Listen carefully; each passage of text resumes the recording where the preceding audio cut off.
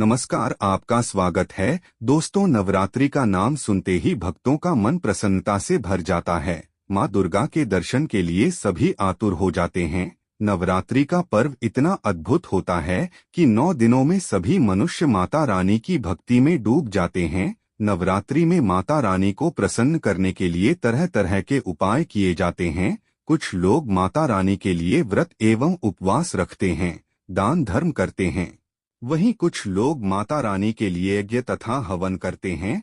कुछ लोग अपने पैर के वाहनों का त्याग करते हैं, अर्थात अपनी मनोकामना की पूर्ति के लिए जूते, चप्पल आदि का 9 दिनों तक त्याग करते हैं। ऐसे कई प्रकार के कार्य होते हैं जिन्हें करके हम माता रानी के प्रति अपनी श्रद्धा प्रकट कर सकते हैं। माता रानी अपने भक्तों से अत्यधिक प्रेम करती है। वह उन्हें कभी दुख में नहीं देख सकती। जो भी सच्चे मन से माँ को पुकारता है, माँ उसे कभी अनसुना नहीं करती हैं। नवरात्रि का पर्व शक्ति का पर्व होता है।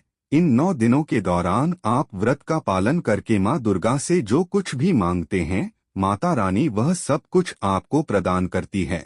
माता के द्वार पर आने वाला कोई भी याचक खाली हाथ नहीं जाता है। बस मन में केवल माता रानी के प्रति श्रद्धा होनी चाहिए। शास्त्रों के अनुसार मनुष्य को नवरात्रि में कम से कम एक रात्रि में जागरण करना चाहिए। ऐसा करने पर माँ उस पर प्रसन्न होती है और उसकी मनोकामना को पूर्ण करती है।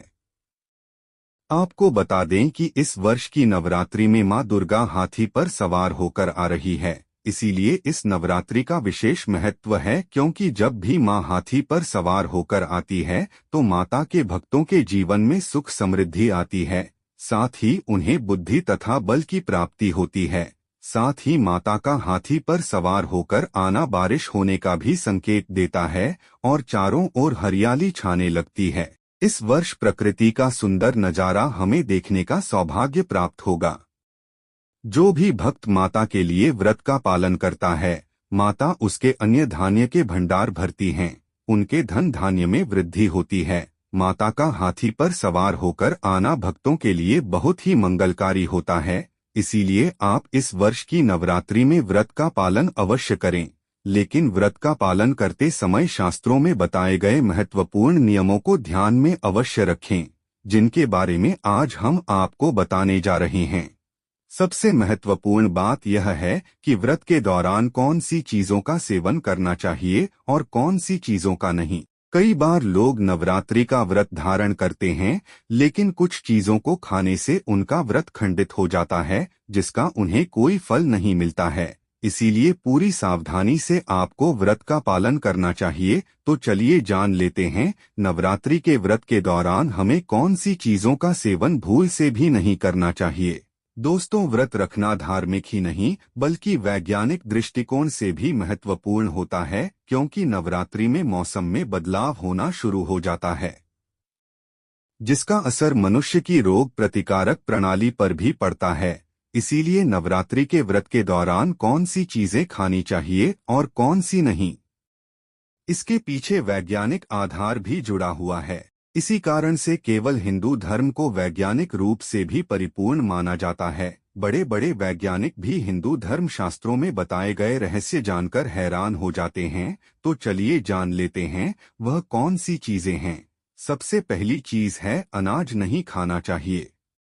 दोस्तों, यदि आपने नवरात्रि का व्रत रखा है तो आपको अनाज का सेवन नहीं करना चाहिए, जैसे गेहूं का आटा, मक्के का आटा, सूजी, चावल, बेसन और बाजरे का आटा आदि चीजें नहीं खानी चाहिए। इन्हें खाने से व्रत का खंडन हो जाता है। दूसरी चीज है सफेद नमक। अगर आपने नवरात्रि का व्रत रखा है तो आपको सफेद नमक का सेवन नहीं करना चाहिए। इसके स्थान पर सेंधा नमक का प्रयोग करना चाहिए।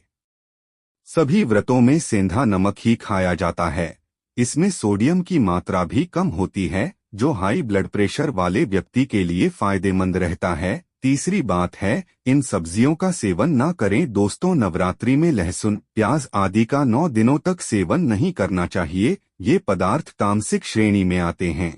इनका सेवन करने से मन में काम तथा क्रोध उत्पन्न होता है। साथ ही नवरात्रि में लौकी, पालक, आलू और टमाटर आदि सब्जियों का सेवन करना भी वर्जित माना जाता है।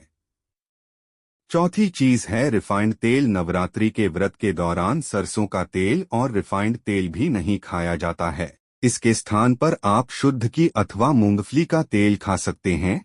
पांचवी चीज है मसाले। दोस्तों, नवरात्रि के व्रत में आप मसालों का सेवन ना करें। मसालों के सेवन से शरीर में कई विकार प्रकट होते हैं। साथ ही इनका सेवन करने पर मनुष्य का स्वभाव उग्र बनने लगता है। व्रत के दौरान मसालों का सेवन करना वर्जित माना गया है।